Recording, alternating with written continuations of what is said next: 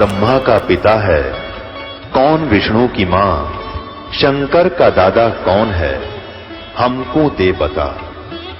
ये जानने के लिए कृपया सुनिए। जगत गुरु तत्वदर्शी संत रामपाल जी महाराज के अमृत वचन सर्व पवित्र धर्मों के पवित्र शास्त्रों के आधार पर। सतलोक के अंदर सतपुरुष ने अपने पुत्र अचिंत से कहा कि आप यहाँ की अन्य सृष्टि रचना को करो, मेरी शक्ति तक। अचिंत ने अपनी सब शक्ति से अक्षर पुरुष परब्रह्म की उत्पत्ति की और उससे कहा कि मेरा सहयोग दो यहां सतलोक में अन्य सृष्टि रचना करने का। अक्षर पुरुष अर्थात ये परब्रह्म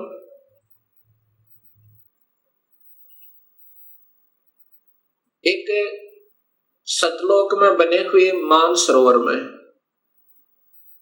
उसके अंदर अमृत जल है। सतलोक के अंदर जल अमृत है। उस अमृत सरोवर में प्रवेश कर गए और वहां आनंद से विश्राम करने लगे। अक्षर पुरुष को निद्रा आ गई। सतलोक के अंदर श्वासों से शरीर नहीं है। काफी समय तक सोते रहे। तब सतपुरुष ने अपनी सब शक्ति से एक अंडा, जल अमृत तत्व से एक अंडा बनाया और उसमें एक आत्मा प्रवेश की। उस आत्मा समेत उस अंडे को उस जल में डाला, अमृत सरोवर में, उस मान सरोवर में। वो अंडा गड़गड़ गड़गड़ करता हुआ नीचे जा रहा है तो अक्षर पुरुष अर्थात इस पार ब्रह्म की निद्रा भंग हुई। जब ही कोई अधूरी निद्रा से जागता है उसके अंदर कुछ कोप होता है। अब जो ही उसने अपनी कोप सहित दृष्टि से देखा कि मेरी निद्रा किसने भंग कर दी, तब उसका वो कोप उस अंडे पर पड़ा। अंडा दो भाग हो गया। उसमें से ये ब्रह्म निकला, क्षर पुरुष। ब्रह्म अर्थात क्षर पुरुष, इसी को ज्योत स्वरूपी निरंजन, वास्तव में इसका नाम कैल है, कैल। और यही आगे चल के काल कहा, ये आने वाले इसी विवरण में आपको ज्ञान होगा। आकाशवाणी सतपुरुष ने की कि तुम दोनों बाहर आओ। अक्षर पुरुष तुम निद्रा में थे और आपके बिना यहाँ सृष्टि नहीं रची जा रही थी। तुम दोनों बाहर आओ और तुम्हें जगाने के लिए सारी क्रिया की गई और तुम दोनों के दोनों अचिंत के लोक में रहो। ऐसे आदेश प्रभु का पाक है। वे दोनों के दोनों अचिंत के लोक में रहने लगे काफी समय तक। उसके बाद हम सभी की उत्पत्ति कबीर परमेश्वर ने, उसी सतपुरुष ने अपने शब्द शक्ति से हम सबकी उत्पत्ति वहां पर की। कुछ दिनों के बाद इस क्षर पुरुष के अर्थात ब्रह्म के मन में एक खरपतवार उपजा। इसके मन में ये आया कि मैं अपना अलग से राज्य बनाऊं। मेरे अन्य भाई सब एक एक द्वीप में रहते हैं और हम दो यानी अचिंत और ब्रह्म और साथ में ये अक्षर पुरुष पर ब्रह्म भी, हम एक ही द्वीप में रह रहे हैं। मैं अपना अलग राज्य चाहूंगा। इस उद्देश्य से ब्रह्म ने, क्षर पुरुष ने, ज्योत स्वरूपी निरंजन ने 70 युग तक अलग से एक पैर पर खड़ा होकर तपस्या की। जब ये तपस्या कर रहा था, हम ये सभी आत्माएं जो आज काल के लोक में दुख पा रहे हैं, चाहे आज कोई देव बना है, चाहे कोई महादेव बना है, चाहे आज कोई शूकर बना है, चाहे कोई गधा बना है, चाहे कोई राजा बना है, चाहे कोई रंक बना है, पशु या पक्षी बना हुआ है, ये सभी की सभी आत्माएं हम इस काल के ऊपर अर्थात इस ब्रह्म के ऊपर आसक्त हो गए, और यही बीमारी आज हमारे अंदर विद्यमान है, यही प्रक्रिया। जैसे ये नादान बच्चे किसी हीरो और हीरोइन को देखकर उसकी अदाओं के ऊपर इतने आसक्त हो जाते हैं कि वो अगर आसपास कहीं किसी शहर में वो हीरो, वो अभिनेता या अभिनेत्री आ जाए, लाखों की संख्या में उनके दर्शनार्थ भीड़ उमड़ जाए और लेना एक न देने दो, कुछ मिलना नहीं उससे। ऐसी हमारी वृत्ति वहां बिगड़ी थी सत्यलोक में।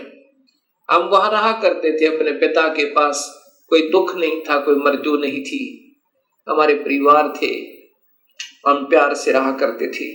लेकिन वहां हम अपने पतिव्रता पद से गिर गए, अपने मूल मालिक उस पूर्ण ब्रह्म जो सर्व सुखदायी सदा सहाय आत्मा का आधार वास्तव में भगवान है, जो जीव को दुखी नहीं करता, जन्म मरण के कष्ट में नहीं डालता, कुत्ते और गधे नहीं बनाता, उसको छोड़कर और हम इस काल यानी ब्रह्म के ऊपर आसक्त हो गए। जब इसने सत्युग तप कर लिया, तब पूर्ण परमात्मा ने, पूर्ण ब्रह्म ने, सतपुरुष ने पूछा भी क्या चाहता है तू, कैल क्या चाहता है, ब्रह्म तू क्या चाहता है। तब इस ज्योत स्वरूपी निरंजन ने कहा कि पिताजी, ये स्थान जहां मैं रह रहा हूं ये कम है, मुझे अलग से राज्य दो। तब उस पूर्ण ब्रह्म ने इस ब्रह्म के तप के बदले में 21 ब्रह्मांड प्रदान कर दिए, जैसे 21 प्लॉट दे देवे कोई साहूकार पिता अपने पुत्र को। 21 ब्रह्मांडों को पाकर ये ज्योत निरंजन बड़ा प्रसन्न हुआ। कुछ दिनों के बाद इसके मन में आया कि इसमें कोई अन्य रचना करूं, उसके लिए कुछ सामान पिताजी से मांगू। इसने सत्युग तप फिर किया। तब सतपुरुष ने पूछा कि आप क्या चाहते हो, आपको 21 ब्रह्मांड प्रदान कर दिए। तब इस ब्रह्म ने कहा कि पिताजी, इसमें कुछ रचना करना चाहता हूं, कृपा रचना करने की सामग्री दीजिए। सतपुरुष ने इस ब्रह्म को 5 तत्व और 3 गुण प्रदान कर दिए। इसके बाद इसने सोचा कि ब्रह्म ने सोचा कि इसमें जीव भी हो, मेरा अकेले का मन नहीं लगता। इस उद्देश्य से 64 युग तप फिर किया। तब सतपुरुष ने पूछा कि क्या चाहता है ज्योत निरंजन, अब तो तुझे मैंने जो मांगा सो दे दिया। तब ब्रह्म ने कहा, पिताजी कृपा मुझे जीव प्रदान करो, मेरा अकेले का दिल नहीं लगता है। उस समय पूर्ण ब्रह्म सतपुरुष कबीर परमेश्वर ने कहा कि ज्योत निरंजन, तेरे तप के बदले में राज्य दे सकता हूं और ब्रह्मांड चाहिए वो दे सकता हूं, परंतु ये अपनी प्यारी आत्मा, अपना अंश नहीं दूंगा तुझे। ये तो तेरे किसी भी क्रिया, धर्म, धार्मिक क्रिया से, तप से, किसी भी जप से नहीं दूंगा। हाँ, यदि वो स्वयं कोई जाना चाहता है अब सब इच्छा से, कोई हंस आत्मा, कोई भक्त आत्मा, तो मैं स्वीकृति दे सकता हूं, नहीं तो मैं अपनी इच्छा से नहीं कहूंगा, ये मैं नहीं दे सकता। इस बात को सुनकर ये ब्रह्मचर पुरुष ज्योत स्वरूपी निरंजन अर्थात जो भविष्य में फिर काल कहलाया, हमारे पास आया। आज हम जितनी भी ये दुखी आत्मा इस काल के 21 ब्रह्मांड में पीड़ित हैं, हमारे पास ये ब्रह्म आया और हमसे कहा कि मैं वहां अलग से ब्रह्मांड लिए हैं मेरे पिताजी से अपने तप के बदले में। वहां ऐसे स्वर्ग बनाऊंगा, महास्वर्ग बनाऊंगा, और ऐसे दूधों की नदी बहाऊंगा, झरने बनाऊंगा। क्या आप मेरे साथ चलना चाहते हो? तब हम सभी ने, जो यहां काल के 21 ब्रह्मांडों में पीड़ित है, कहा कि यदि पिताजी हमें आज्ञा दें तो हम चलने को तैयार हैं। इस बात को सुनकर ज्योत स्वरूपी निरंजन कबीर परमात्मा के पास आया और उससे कहा कि पिताजी, कुछ आत्माएं हमारे साथ चलने को तैयार हैं। सतपुरुष से कहा, इस काल ने, ब्रह्म ने, कि पिताजी कुछ आत्माएं मेरे साथ चलने को तैयार हैं, उन्होंने सहमति दी है। तब पूर्ण परमात्मा सतपुरुष अर्थात कबीर देव ने, कबीर साहिब ने कहा कि यदि वो मेरे सामने स्वीकृति देंगी, जितनी भी आत्माएं हैं जो तेरे साथ जाना चाहते हैं, तो मैं उनको आज्ञा दे दूंगा। ऐसा कहकर के सतपुरुष हम सभी आत्माओं के पास आया जो आज काल के लोक में कैद में बंद हैं। सतपुरुष ने, उस अकाल मूर्त ने, शब्द स्वरूपी राम ने हमसे पूछा कि जो आत्मा इस ब्रह्म के साथ जाना चाहती हैं, वो अपनी सहमति व्यक्त करें। उस समय हम सभी घबरा गए और नहीं हिम्मत पड़ी अपने पिता के सामने स्वीकृति देने की। उस समय एक आत्मा ने सर्वप्रथम हिम्मत किया, डेयर किया और कहा कि पिताजी, मैं इस ब्रह्म के साथ जाना चाहता हूं। उसकी देखा देखी फिर हम सभी ने स्वीकृति दे दी और जितनी भी आत्माएं उस समय स्वीकृति दी थी, सभी कबीर साहिब ने उनके नंबर नोट किए और जिसने सर्वप्रथम सहमति दी थी उस आत्मा का भी नंबर नोट किया और ब्रह्म से कहा कि ब्रह्म आप जाओ अपने लोक में, अब इन सभी आत्माओं को मैं विधिवत तेरे लोक में भेजूंगा। ऐसा कहकर के सतपुरुष ने अपनी शब्द शक्ति तक उस प्रथम स्वीकृति देने वाली आत्मा को एक लड़की का रूप बना दिया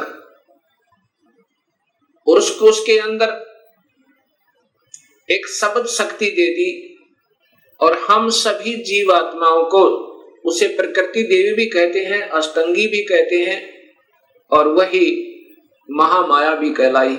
यहां 21 ब्रह्मांड की इस देवी को उत्पन्न किया अर्थात उस आत्मा का लड़की बनाया। फिर हम सभी आत्माओं को जो 21 ब्रह्मांड में आए हुए हैं उसके अंदर प्रवेश कर दिया, इस लड़की के शरीर में, प्रकृति देवी के शरीर में, अर्थात इसको अध्या माया भी कहते हैं और यही आगे चलकर त्रिदेवों की माता कहलाई। प्रवेश कर दिया और कहा कि बेटी, तेरे को मैंने शब्द शक्ति दे दी है और जितने भी जीव काल कहे, ब्रह्म कहेगा तू बना देना। एक बार मुख से उच्चारण करेगी, उतने ही नर और मादा ये जोड़े उत्पन्न हो जाएंगे। अपने पुत्र सहजदास से कहा, सहजदास जाओ अपनी बहन को उस ज्योत स्वरूपी निरंजन के पास छोड़ आओ और उसको बताना कि इस लड़की को, इस प्रकृति देवी को, अध्या माया को मैंने शब्द शक्ति दी है कि जितने जीव तू कहेगा ये बना देगी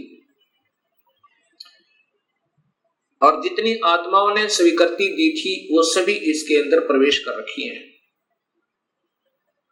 सहजदास प्रकृति देवी को लेकर, अध्या माया को लेकर ज्योत निरंजन के पास आया, उसके पास छोड़ दिया और कहा कि पिताजी ने ऐसे ऐसे कहा है इस लड़की के पास सब शक्ति है और जितने जीव तू कहेगा ये नर और मादा अपने शब्द से उत्पन्न कर देगी। ऐसा कह करके सहजदास अपने लोक में लौट आया, अपने द्वीप में आ गया। युवा होने के कारण लड़की का रूप निखरा हुआ था। इस ज्योत स्वरूप निरंजन ब्रह्म अर्थात क्षर पुरुष के मन में नीचता उत्पन्न हुई। जो आज सब जीवों में विद्यमान है, वही व्यक्ति, वही प्रक्रिया, वही ये बुरी आदत युवा लड़की को देखकर उसके साथ बदव्यवहार करने की चेष्टा इस क्षर पुरुष ने अर्थात ज्योत स्वरूपी निरंजन ने की। लड़की ने, प्रकृति देवी ने कहा कि ज्योत निरंजन तू होश में आ जा, तू और मैं एक ही पिता की संतान है। पहले तेरी उत्पत्ति हुई उन्हीं के शब्द अंडे में और उन्हीं ने मुझे उत्पन्न किया।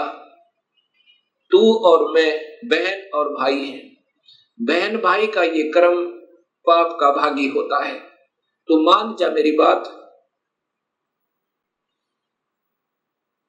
ज्योत निरंजन ने एक भी बात उस लड़की की नहीं सुनी और मदहोश होकर, विषय वासना के वश होकर, काम वश होकर उस लड़की को पकड़ने की चेष्टा की, दुष्कर्म करने के लिए।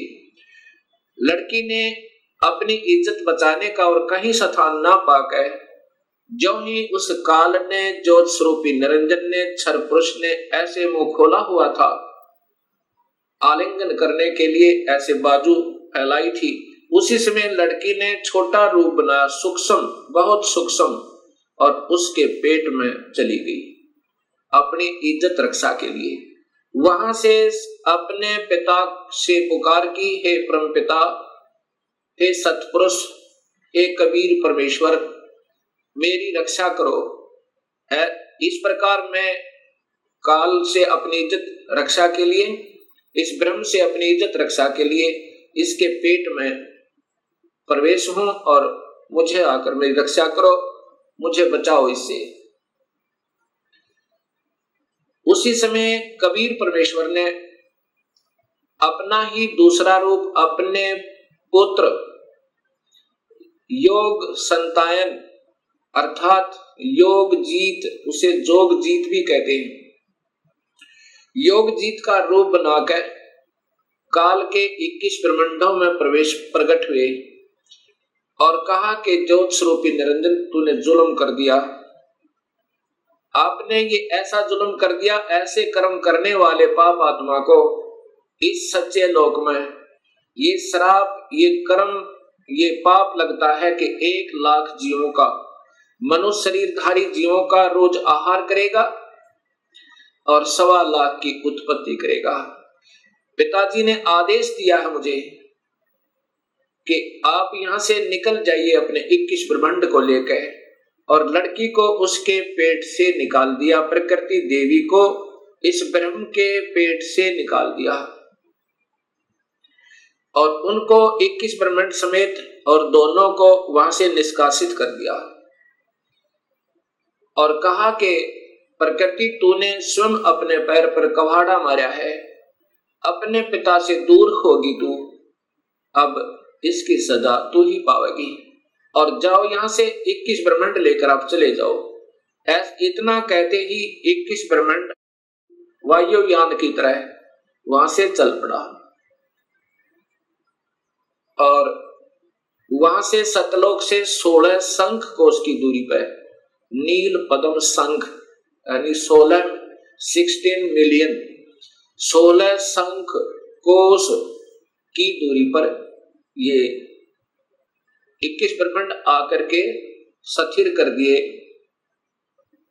कबीर परमेश्वर ने अपनी शक्ति से।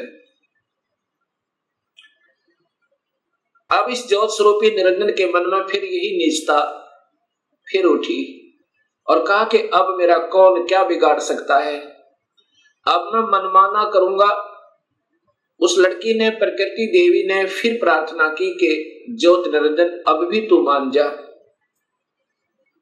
पहले तो आप और मैं एक ही पिता की संतान हैं, और दूसरे मैं तेरे पेट से होकर आई हूं, अब मैं तेरी बेटी बन गई। प्रथम तो बहन और भाई का ये पाप कर्म महापाप का कारण, और दूसरे मैं तेरी बेटी हुई आपके पेट तक होकर आई, और बाप बेटी का ये जुल्म अच्छा नहीं। मान जा मेरी बात, मेरे पास सब शक्ति है पिताजी की दी हुई, और जितने जीव तू कहेगा मैं बना दूंगी। लेकिन इस ज्योत स्वरूपी निरंजन ने एक भी बात नहीं सुनी उस प्रकृति देवी की, दुर्गा की। जबरदस्ती शादी की, और एक ब्रह्मांड में एक ऐसा स्थान बना रखा है इस काल भगवान ने, ब्रह्म भगवान ने। वहां पर ब्रह्मलोक कहते हैं उसको। उस ब्रह्मलोक के अंदर इसने 3 स्थान बना रखे हैं, एक रजोगुण प्रधान, एक सतोगुण प्रधान और एक तमोगुण प्रधान। जब ये सतोगुण रजोगुण प्रभावित क्षेत्र में इस दुर्गा को अपनी पत्नी के रूप में रखता हुआ वहां रहता है, उस समय जो पुत्र की उत्पत्ति होती है उसका नाम ब्रह्मा रख देता है, उसको रजोगुण बना देता है। उसके बाद ये दोनों उस स्थान पर आ जाते हैं जो सतोगुण प्रभावित होता है। वहां पर जो पुत्र उत्पन्न होता है उसके अंदर सतोगुण आ जाते हैं, उसके अंदर सतोगुण आ जाते हैं, और उसका नाम ये विष्णु रखते हैं। 30 स्थान को तमोगुण प्रभावित बना रखा है। वहां रहकर इसी प्रकृति देवी दुर्गा के साथ जो पुत्र उत्पन्न करता है उसका नाम रुद्र शंकर शिव रखता है। ऐसे ही हर ब्रह्मांड के अंदर इस काल भगवान ने, ब्रह्म भगवान ने ये ब्रह्मलोक बनाए हैं, और वहां पर ये ऐसे ही कुछ समय के लिए प्रकृति देवी को अपने साथ रखता है, और उसके बाद वहां से अंतर्ध्यान हो जाता है। अब जब इसने इस लड़की को, प्रकृति देवी को बदनजर से देखा था, और ये लड़की प्रकृति देवी ने इसके पेट में शरण पाई थी, ज्योत निरंजन के पेट में, और फिर सतपुरुष ने अपने पुत्र जोगजीत का रूप बना करके आकर उसको निकाला था। उस दिन से इसका नाम काल पड़ा। कहा था कि आज से तेरा नाम काल होगा, और 1 लाख जीवों का, मनुष्य शरीरधारी प्राणियों का रोज आहार करेगा, और 1.25 लाख की उत्पत्ति किया करेगा।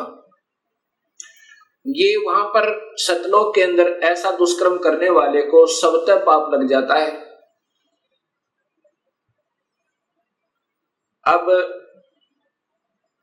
ज्योत स्वरूपी निरंजन काल ने अपनी पत्नी से कहा कि मैं ऐसे स्थान पर रहूंगा जहां पर कोई नहीं आ सकता, और आज के बाद मैं किसी भी 20 ब्रह्मांड के अंदर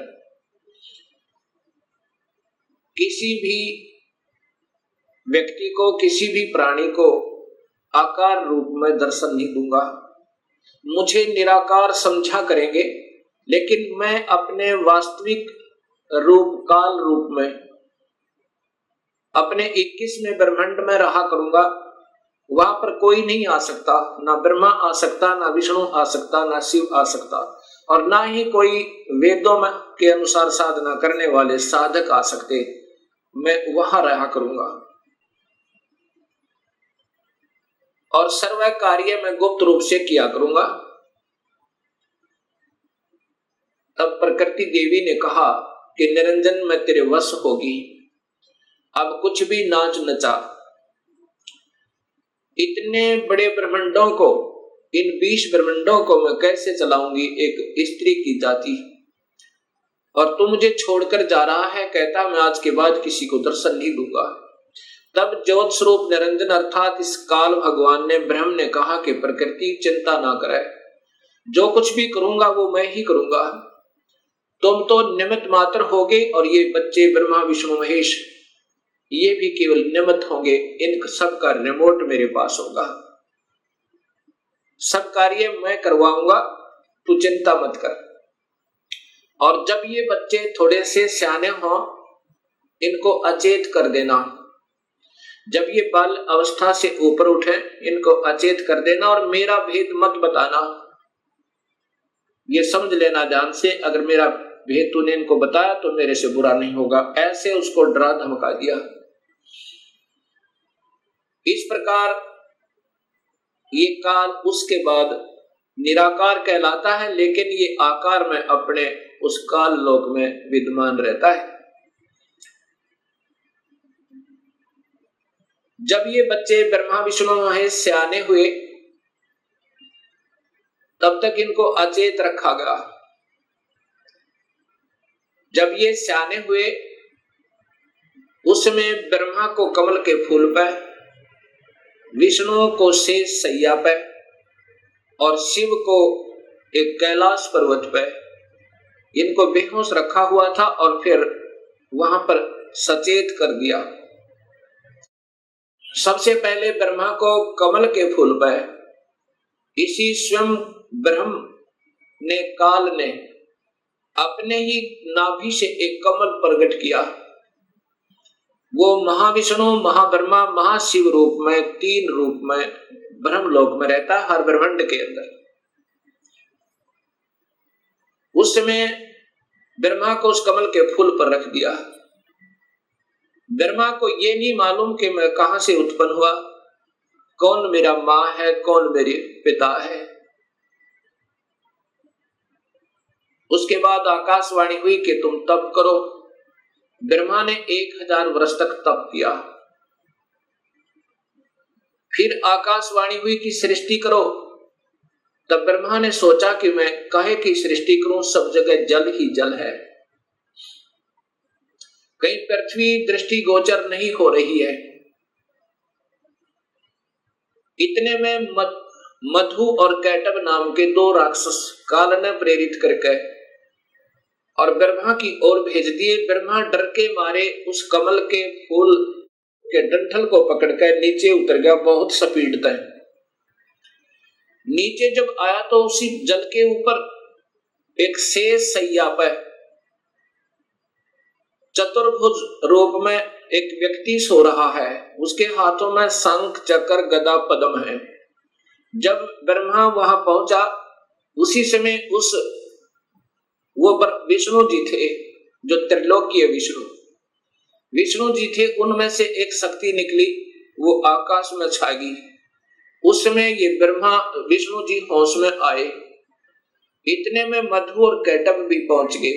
मधु और कैटब के साथ भगवान विष्णु ने 5000 वर्ष तक युद्ध किया, वो नहीं मरे। फिर उस शक्ति ने जो आकाश में छाई थी एक लड़की का रूप बनाया, देवी का, और मधु कैटब को मोहित किया, अपनी ओर आकर्षित किया अपनी कलाओं से, अदाओं से।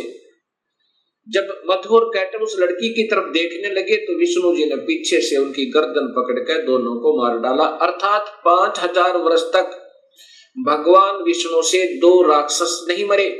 वो भी तब मरे जब उस माता ने सहयोग दिया, उनको अट्रैक्ट कर लिया, आसक्त कर लिया। इससे 2 बातें सिद्ध होती हैं कि ये समर्थ नहीं है। जब 5000 वर्ष तक 2 राक्षस नहीं मर पाए भगवान विष्णु से, तब ब्रह्मा जी और विष्णु 2 थे। इतने में रुद्र अर्थात ये शिव भी वहीं प्रकट हो गया। ब्रह्मा जी देवी भागवत महापुराण में बताता है कि फिर हम 3 हो गए, ब्रह्मा विष्णु और शिव। तब देवी ने कहा कि तुम तीनों देवता अपने अपने कार्य को ध्यान से सुनो और उस पर संलग्न हो जाओ। ब्रह्मा जीवों की उत्पत्ति करवावे, उनको रजोगुण प्रभावित करके, ये केवल इतने ही ब्रह्मा हैं।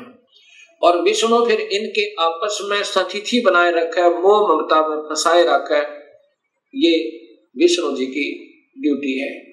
और शिव की ड्यूटी है कि ये संहार करे। तब इन तीनों ने कहा कि हे माई, हे देवी, कहीं पर पृथ्वी नजर नहीं आ रही है और पृथ्वी के बिना प्राणियों की सृष्टि, स्थिति और संहार असंभव है। तब वो देवी मुस्काई और कहा कि तुम इतने में एक विमान आया और कहा कि तुम तीनों के तीनों इस विमान में बैठो और चिंता मत करना, घबराइयो मत। उस समय ये तीनों के तीनों ब्रह्मा विष्णु महेश विमान में प्रवेश कर गए। विमान मन की गति से चला, बहुत तीव्र गति था। कहां पहुंचा? ब्रह्मलोक में पहुंचा, जहां पर ये काल भगवान 3 रूपों में रहता है, जहां इनकी उत्पत्ति की जाती है, ब्रह्मा विष्णु महेश की। और वहां पर कोई नहीं जा सकता, ना वेद विधि से, किसी साधना तक, ना तप से, ना यज्ञ से, ना हवन से, किसी प्रकार से नहीं जा सकता, ना किसी जप से। वहां पर तो ये अपनी कृपा से ही ले जा सकता है, ये काल भगवान सोचल सिद्ध करके। वहां जाकर के इन्होंने क्या देखा? एक इंद्र देखा वहां पे, क्योंकि वो महास्वर्ग के अंदर एक महा इंद्र है। उसके बाद फिर आगे विमान गया, वहां एक ब्रह्मा देखा। जब दूसरा ब्रह्मा देखा तो शिव और विष्णु ब्रह्मा जी से पूछने लगे कि हे चतुरानन, ये दूसरा ब्रह्मा कौन है? तब ब्रह्मा जी ने कहा, मुझे नहीं मालूम ये कौन है। उसके बाद विमान आगे चला।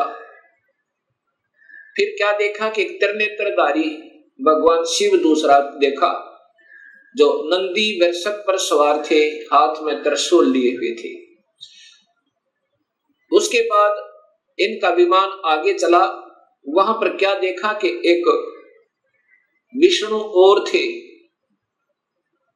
और वह बहुत सुंदर विशाल लक्ष्मी का एक भवन था, उसमें बहुत ऐश्वर्य के साधन उपलब्ध थे। उसके बाद विमान आगे पहुंचा। कहां गया? एक माई बैठी थी, जिसके शरीर में जैसे हजारों बिजलियां चमक रही हो, इतना तेज था, इतना नूर था, और वो प्रकृति देवी थी। ये ब्रह्मा विष्णु महेश की मां थी, मां है जो इन्होंने देखी। विमान वहां रुका। देवी एक विशाल भवन के अंदर विराजमान थी। तब उसने कहा कि तुम तीनों के तीनों जहाज से नीचे उतरो। हम नीचे उतरे। ब्रह्मा विष्णु महेश, ब्रह्मा बता रहा है देवी भागवत महापुराण में, नीचे उतरे। तब विष्णु जी ने ध्यान से देखा और कहा कि ये तो अपनी मां है। इस माई के दर्शन मैंने किए थे जब मैं बालक था, छोटा सा था। जब मैं बालक था, छोटा सा था, तब मैंने इस माई के दर्शन किए थे। इससे सब सिद्ध है कि इनका जन्म है और ये तीनों की मां है। तब ब्रह्मा विष्णु और शिव ने तीनों ने स्वीकार कर लिया कि ये ही अपनी जननी है। तब शिव जी कहते हैं, हे माता, जब आप ब्रह्मा को उत्पन्न करने वाली आप हैं, विष्णु भी जब आपके बालक हैं, तो ये तीसरा भी आप ही का बच्चा है। आप ही हमें गुप्त भेद नहीं बता रहे थे, अब हमने आप ही की कृपा से ज्ञान हुआ। अब इसका प्रमाण आपको सबसे पहले देवी भागवत महापुराण में देता हूं। पहले आपको देवी भागवत महापुराण से प्रथम शिव पुराण को दिखाता हूं, उसके बाद फिर आपको देवी भागवत महापुराण दिखाऊंगा। और ये शास्त्र पहले से उपलब्ध थे, कोई आज नए नहीं बनाए इस दास ने, क्योंकि जितने हमारे अभी तक शास्त्र विद रहे वो अल्पज थे, अधूरे ज्ञान युक्त थे, वो उनको इस सत्य मार्ग का पता नहीं था। इसलिए हमारे सभी पूर्वजों को भूत बना दिया, गीता विरुद्ध साधना करवा के, और पितर बनवा दिया गीता विरुद्ध साधना करवा के। गीता में लिखा है कि देवी देवताओं की पूजा मत करो, ब्रह्मा विष्णु महेश की पूजा तक भी नहीं करनी है, तीनों गुणों की भक्ति नहीं करनी है। केवल ब्रह्म से प्रारंभ होती है भक्ति, और पूजा करनी है केवल पूर्ण ब्रह्म की। अब मैं आपको देवी भागवत, पहले आपको शिव महापुराण दिखाता हूं।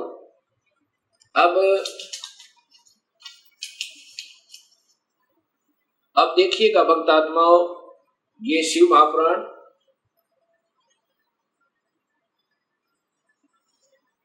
इसके अंदर आपको पता चलेगा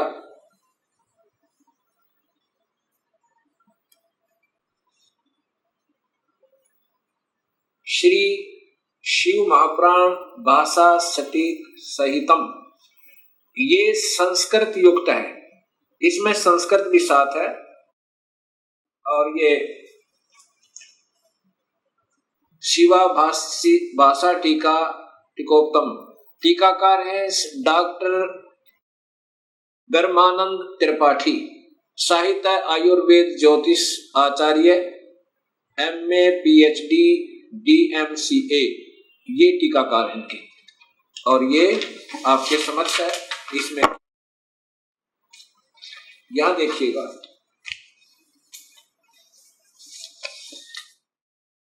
यहां से पढ़िएगा, ये संस्कृत है और ये हिंदी आपको दिखाना चाहूंगा। प्रलय काल में हे मुनिवर, प्रलय काल में भी शिव पार्वती का कभी वियोग न होने के कारण ही काशी को अविमुक्त अक्षेत्र कहते हैं। प्राचीन काल में शिवजी ने इस अक्षेत्र का नाम पहले नंदनवन और बाद में अविमुक्त रखा था। हे देवर्षि नारद, आनंद वन में रमण करते हुए शिव पार्वती के मन में इच्छा हुई कि किसी दूसरे पुरुष का निर्माण किया जाए, जिससे इसके ऊपर अपने इस महासागर को डालकर हम दोनों स्वच्छंद होकर वैराग्य धारण कर केवल काशीपुरी में निवास कर सकें। वही सदा सब कुछ और अंत में मेरे अनुग्रह से वही सृष्टि का संवरण भी करे। चिंता रूपी लहरों से चलायमान चिंता रूपी समुद्र को बटोर कर रजोगुण रूपी विदुम से विस्तृत करे। अब यहां देखिएगा, ये ना अपने हिसाब से लगा रखिएगा। ऐसे विचार कर उस सर्वव्यापक भगवान ने उस पराशक्ति के 10वें अंग, ये 10वां अंग देखिएगा, ये ध्यान रखना, 10वें अंग अर्थात योनि में सुधार रूपी आवास का प्रयोग किया। ये दिखाना चाहते हैं आपको कि ये कहना क्या चाहते हैं हम। तब उससे तीनों लोकों में सुंदर एक पुरुष प्रकट हुआ, जो शांत एवं सतोगुण से युक्त था, गंभीरता में समुद्र के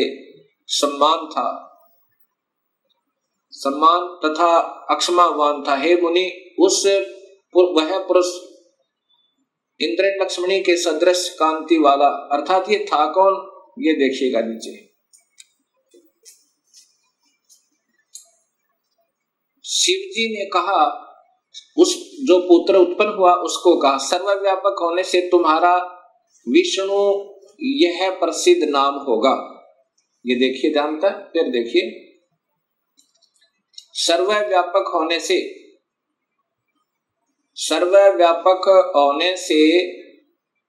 शिव ने कहा, शिवजी ने कहा सर्वव्यापक होने के कारण तुम्हारा विष्णु यह प्रसिद्ध नाम होगा। अब इससे सिद्ध हो गया कि शिवजी से विष्णु की उत्पत्ति। एक बार फिर लीजिए,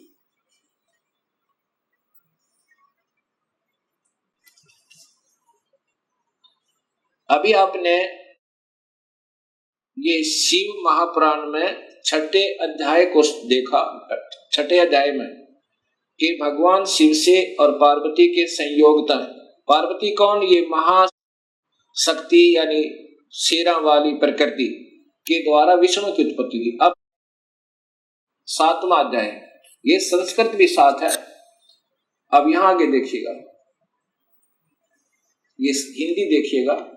ब्रह्मा जी ने कहा कि विष्णु भगवान के शयन करने के बाद उनकी नाभि से एकाएक बहुत बड़ा कमल पुरुष उत्पन्न हुआ, कमल पुष्प। अब ये ब्रह्मा बता रहा है लेकिन तुक्के लगा रहा, क्योंकि ये स्वयं बेहोश था पहले, इसको आप ही नहीं मालूम वो कौन से विष्णु की नाभि से मिला। ये देखिएगा, उत्पन्न हुआ जिसकी नाल किरणकार फल फूल के फूल। अब ज्यादा ना देख लिए देखिएगा, उस सांब शिव परमेश्वर भगवान शिव ने पहले की भांति जैसे विष्णु की उत्पत्ति की थी दुर्गा और काल के संयोग तय, पहले की भांति अपने दाहिने अंग से मुझे उत्पन्न किया। ब्रह्मा कह रहा कि मेरी उत्पत्ति भी उस काल ब्रह्म से, यानी शिव कह रहे हैं, ये शिव हो, महा ब्रह्मा महाविष्णु महाशिव रूप में ये काल ही रहता है, मुझे उत्पन्न किया, ये ब्रह्मा जी ने बताया। कई भक्तात्मा कहते हैं कि जो गीता प्रेस गोरखपुर से प्रकाशित पुस्तकें हैं वही विशेषकर आम भक्त समाज उनको सत्य मानता, एथेंटिक मानता है। अब आपके सामने यही गीता प्रेस गोरखपुर से प्रकाशित ये पुस्तक दिखाते हैं, शिव महापुराण।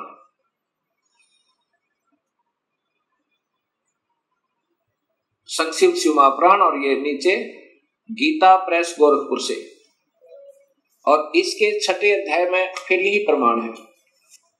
अब इसी शिव महापुराण का ये छठा अध्याय है। ये शिव महापुराण अध्याय नंबर 6, उसके बीच से सुना रहा हूं, आप इसको खरीद कर देख भी सकते हो। जिस परब्रह्म के विषय में ज्ञान और अज्ञान पूर्ण उक्तियों द्वारा इस प्रकार ऊपर बताए अनुसार विकल्प किए जाते हैं, उसने कुछ काल के बाद सृष्टि का समय आने पर द्वितीय की इच्छा प्रकट की। उसके भीतर एक से अनेक होने का संकल्प उदित हुआ। तब उस निराकार परमात्मा ने अपनी लीला शक्ति से अपने लिए मूर्ति आकार की कल्पना की। वह मूर्ति संपूर्ण ऐश्वर्य गुणों से संपन्न, सर्वज्ञानी, ज्ञानमयी, शुभ स्वरूपा, सर्वव्यापिनी, सर्वरूपा, सर्वदर्शनी, सर्वकारिणी, सबके एकमात्र वंदनीय, सर्वदा सब कुछ देने वाली और संपूर्ण संस्कृतियों का केंद्र थी। उस शुद्ध रूपणी ईश्वरीय मूर्ति की कल्पना करके वह अद्वितीय, अनादि, अनंत, सर्व प्रकाशक, चिंत, सर्वव्यापी और अविनाशी परब्रह्म अंतर्हित हो गया। ये काल की कलाएं हैं सारी, और ये अनजान लेखक जिनको कुछ ज्ञान नहीं, इस काल को ही सब उपमा दे रहे हैं उस पूर्ण ब्रह्म के तुल्य जो मूर्ति रहित परम ब्रह्म है। अब यहाँ मूर्ति हो गया और फिर मूर्ति रहित भी है। अब ये काल की ही कला है, वो क्या बन गया, शिव रूप में आ गया। उसकी मूर्ति यहाँ देखो, चिंतमय आकार भगवान सदाशिव है। ये काल ही निराकार है और यही फिर महाशिव, महाविष्णु और महाब्रह्मा के रूप में ये सब कलाएं करता है। अर्वाचीन और प्राचीन विद्वान इसी को ईश्वर कहते हैं। जितना जिनको ज्ञान है इस काल को ही ये ईश्वर कहते। उस समय एकाकी रहकर स्वेच्छानुसार विहार करने वाले उन सदाशिव ने अपने विग्रह से स्वयं ही एक स्वरूप भूता शक्ति की सृष्टि की, अर्थात वह देवी इसी के शरीर से निकली, वो निकाली थी पूर्ण परमात्मा ने, जो इसके पेट में शरण ले ली थी, कि जो उनके अपने श्री अंग से कभी अलग होने वाली नहीं थी। उस पराशक्ति को प्रधान प्रकृति, देखो, प्रधान प्रकृति गुणवती माया बुद्धि तत्व की जननी विकार रहित बताया गया है। वह शक्ति अंबिका कही गई है और उसी को प्रकृति, ये ध्यान से देखना भक्तात्माओं, यही देवी अध्या माया, ये प्रकृति देवी, प्रकृति सर्वोश्री सर्वेश्वरी त्रिदेव जननी, यानी तीनों देवताओं की माँ, ब्रह्मा विष्णु महेश की माता, नित्य और मूल कारण कही, सदाशिव द्वारा प्रकट की गई उस शक्ति की 8 भुजाएं हैं। अब ये शब्द ही स्पष्ट हो गया कि यही प्रकृति देवी ब्रह्मा विष्णु महेश की माता है। और इसी में फिर आगे आता है कि ब्रह्मा और विष्णु की उत्पत्ति शिव से हुई। यही शिव यानी काल भगवान अपने महाशिव रूप में रहकर वे अपने सारे अंग में भस्म रमाए रहते हैं। उन काल रूपी ब्रह्म ने, अब देखो युग काल रूपी ब्रह्म, ये ब्रह्म की ही व्याख्या सारी, इसी को महाशिव, सदाशिव, महाब्रह्मा, महाविष्णु नाम से कहा गया है। इन पुराणों का प्रारंभ यहाँ से होता है, फिर आगे चल के त्रिलोकीय ब्रह्मा विष्णु महेश की उत्पत्ति इसी ब्रह्म से होती है। उन काल रूपी ब्रह्म ने एक ही समय शक्ति के साथ शिवलोक नामक क्षेत्र का निर्माण किया था। उस उत्तम क्षेत्र को काशी कहते हैं, जो ब्रह्मलोक में है। वह परम निर्वाण का या मोक्ष स्थान है, जो सबके ऊपर विराजमान है। वे प्रिया प्रियतम रूप शक्ति और शिव जो परमानंद स्वरूप है, उस मनोरम क्षेत्र में नित्य निवास करते हैं। ये ब्रह्म काल और या पार्वती यानी महापार्वती प्रकृति काशीपुरी परमानंद रूपणी है। मुने शिव और शिवा ने प्रलय काल में भी कभी उस क्षेत्र को अपने सानिध्य से मुक्त नहीं किया है, इसलिए विद्वान पुरुष उसे अभिमुक्त क्षेत्र के नाम से जानते हैं। उसमें इसलिए पिनाकधारी शिव ने पहले उसका नाम आनंद वन रखा था, उसके बाद वह अभिमुक्त नाम से प्रसिद्ध हुआ। देवर से एक समय उस आनंद वन में रमण करते हुए यानी पति पत्नी का व्यवहार करते हुए शिवा और शिव के, शिवा यानी प्रकृति देवी और शिव ये काल भगवान के मन में यह इच्छा हुई कि किसी दूसरे पुरुष की सृष्टि करनी चाहिए, जिस पर यह सृष्टि संचालन का महान भार रखकर हम दोनों केवल काशी में रहकर इच्छा अनुसार विचरे और निर्वाण धारण करें। वही पुरुष हमारे अनुग्रह से सदा सबकी सृष्टि करे, पालन करे और वही अंत में सबका संहार करे। अब आगे देखिए,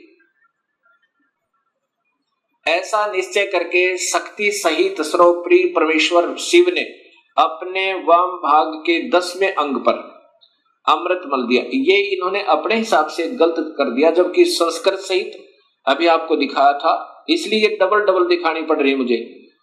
अब यहाँ 10वें अंग का अर्थ है योनि में, अर्थात पत्नी पति के रूप में बीज स्थापना किया और फिर उससे पुरुष प्रकट हुआ। उसका नाम क्या रखा, ये आप देखिए, उसका नाम विष्णु रखा।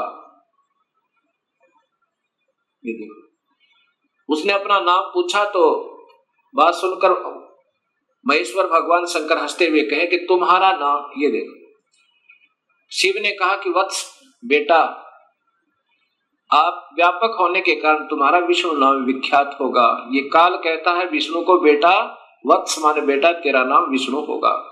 अब 7वां अध्याय देखो, ये 6ठा अध्याय समाप्त हुआ। अब ये 7वां अध्याय देखिएगा। ब्रह्मा जी कहते हैं कि देवर से, उसके बाद मुझे भी काल ने ही, ब्रह्म ने ही उत्पन्न किया, ये स्पष्ट है। सदाशिव ने पूर्ववत अर्थात जैसे विष्णु को उत्पन्न किया वैसे यत्न करके मुझे परमेश्वर ने सांब यानी पार्वती, प्रकृति देवी और सदाशिव दोनों ने पहले की तरह जैसे विष्णु उत्पन्न किया पति पत्नी के रूप से, मुझे अपने दाहिने अंग से उत्पन्न किया। मुने उन महेश्वर ने मुझे तुरंत ही अपनी माया से मोहित करके नारायण देव के नाभि कमल में डाल दिया। ब्रह्मा ने बेरा ही नहीं, आप बेहोश बता इसने के विराकोण से नारायण की नाभि में था। ये विष्णु महाविष्णु रूप में स्वयं काल ही है और यही इनका पिता है। तो ब्रह्मा की उत्पत्ति शिव से और ब्रह्मा विष्णु की उत्पत्ति शिव से, ये शिव पुराण सिद्ध करती है। इसी गीता प्रेस गोरखपुर से प्रकाशित शिव महापुराण में आप देखिएगा, तीनों ब्रह्मा विष्णु महेश को गुण युक्त बताया है। ये 10वां अध्याय, ये देखिएगा ये 9वां अध्याय समाप्त हुआ और ये 10वां अध्याय प्रारंभ हुआ।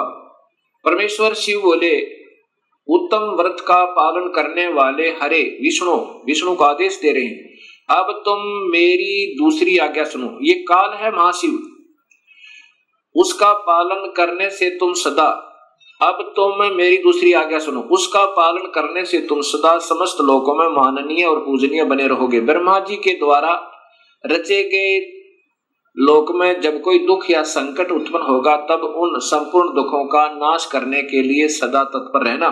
तुम्हारे संपूर्ण दुस्सह कार्यों में मैं तुम्हारी सहायता करूंगा।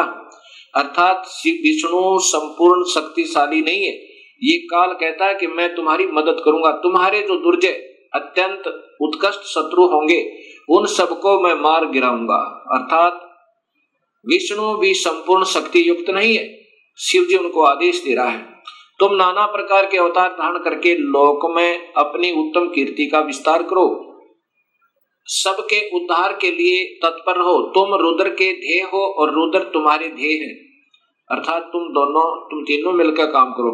तुम में और रुद्र में कुछ भी अंतर नहीं है। अर्थात दो तो है ही है, एक रुद्र है, एक विष्णु है।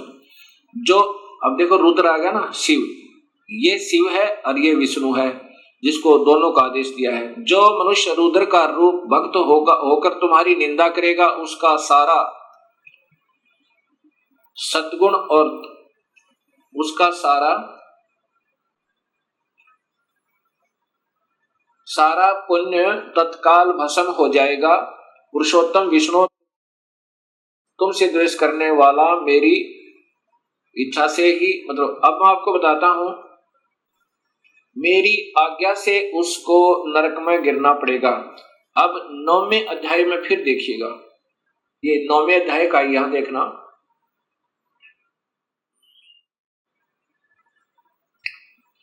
और संहार करने वाले रज आदि त्रिविध गुणों द्वारा ब्रह्मा विष्णु और रुद्र ने नाम से प्रसिद्ध हो 3 रूपों में पृथक पृथक प्रकट होता हूं। ये काल भी तीनों गुणों रज महाब्रह्मा महाविष्णु महाशिव रूप में रहता है। साक्षात शिव गुणों से भिन्न है, वे प्रकृति और पुरुष से भी परे हैं। अद्वितीय नित्य अनंत पूर्ण निरंजन परब्रह्म परमात्मा है। ये काल तीनों लोकों का पालन करने वाले श्री हरि भीतर तमोगुण और बाहर सतोगुण धारण करते हैं। त्रिलोकी का संहार करने वाले रुद्र भीतर सतोगुण और बाहर से तमोगुण धारण करते हैं, तथा त्रिभुवन की सृष्टि करने वाले ब्रह्मा जी बाहर और भीतर से रजोगुण ही हैं। इस प्रकार ब्रह्मा विष्णु और रुद्र इन 3 देवताओं में गुण हैं। अब ध्यान से देखो, इस प्रकार ब्रह्मा विष्णु और रुद्र माने शिव, शंकर, ये त्रिलोकीय ब्रह्मा विष्णु महेश, इन तीनों देवताओं में गुण है। रजगुण ब्रह्मा है, सतगुण विष्णु है, तमगुण शिव जी। लिखा ना कि शिव अंदर से तो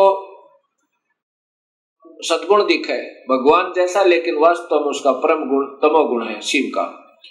अब इस प्रकार इन तीनों में गुण बताए हैं, रजगुण ब्रह्मा, सतगुण विष्णु, तमगुण शिव जी। इन तीनों देवताओं में गुण है। अब देखो चौथा कौन रह गया फिर वो, अब चौथा जो शिव की महिमा गाई जा रही है वो कौन है, वो काल है, और ये तीनों यह नारे लिख दिए। अब इस प्रकार ये सब ज्ञान आपके समझ में आएगा। अब आपको दिखाता हूं, देवी भागवत महापुराण संस्कृत सहित है मेरे पास, और साथ में फिर दिखाऊंगा ये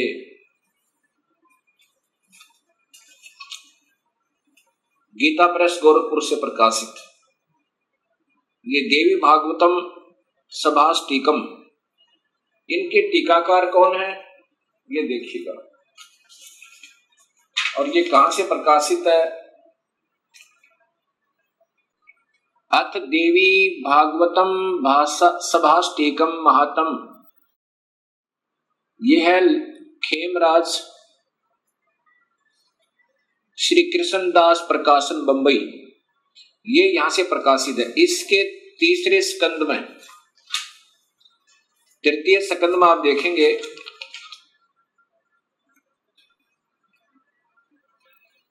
अथ श्री देवी भागवते भाषा टीका युक्त तृतीय स्कंद प्रारंभते।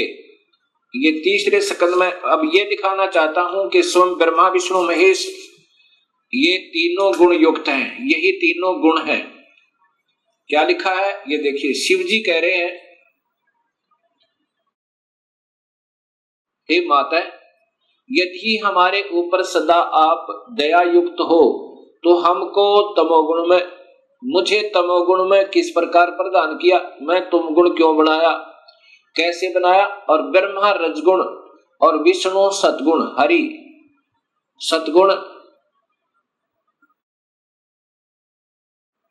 किस प्रकार बनाया, ये नीचे है युक्त किए। फिर देखें ये तीसरे स्कंद में है, हे माता, शिव जी कह रहे हैं, रुद्र कह रहे हैं,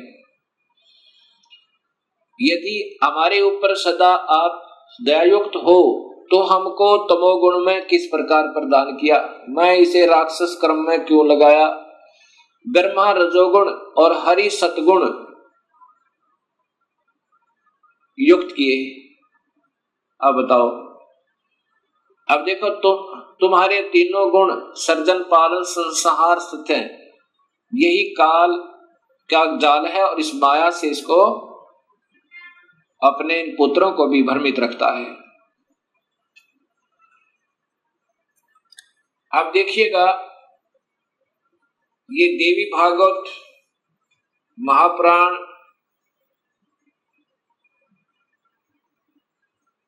गीता प्रेस गोरखपुर से प्रकाशित, क्योंकि ज्यादातर भक्तात्मा इसी को पसंद करते हैं। ये सचित्र मोटा टाइप श्री देवी भागवत केवल हिंदी, पहले संस्कृत सहित आपको दिखाई थी, अब ये देखना गीता प्रेस गोरखपुर से प्रकाशित। और इनके टीकाकार कौन है ये आप देखिएगा।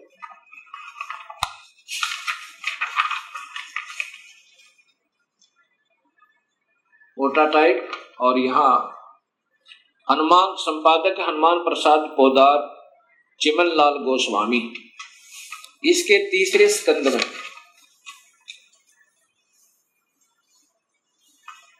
ये देखिएगा।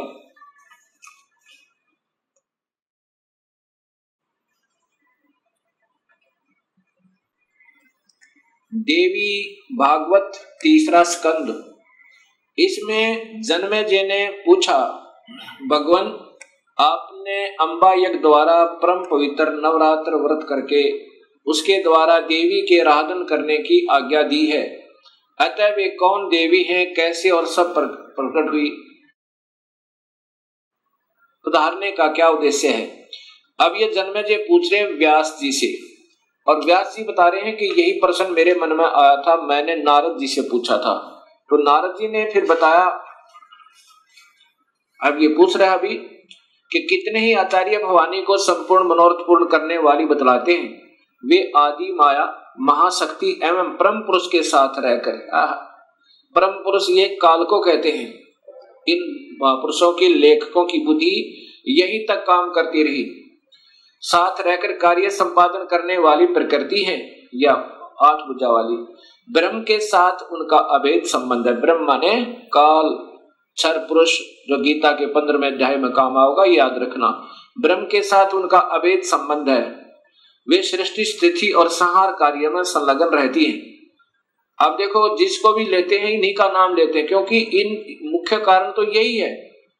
इससे ज्यादा काल है, काल के बाद इसका नंबर, इसने फिर 3 विभाग कर दिए, काल ने और प्रकृति ने अपने 3 पुत्र उत्पन्न करके।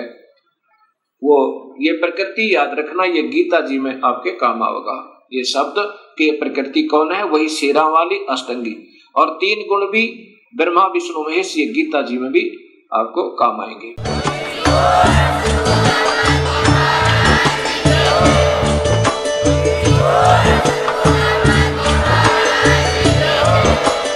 आप सुन रहे थे जगत गुरु तत्वदर्शी संत रामपाल जी महाराज जी के मंगल प्रवचन। अधिक जानकारी के लिए विजिट कीजिए हमारी वेबसाइट www.jagatgururampalji.org।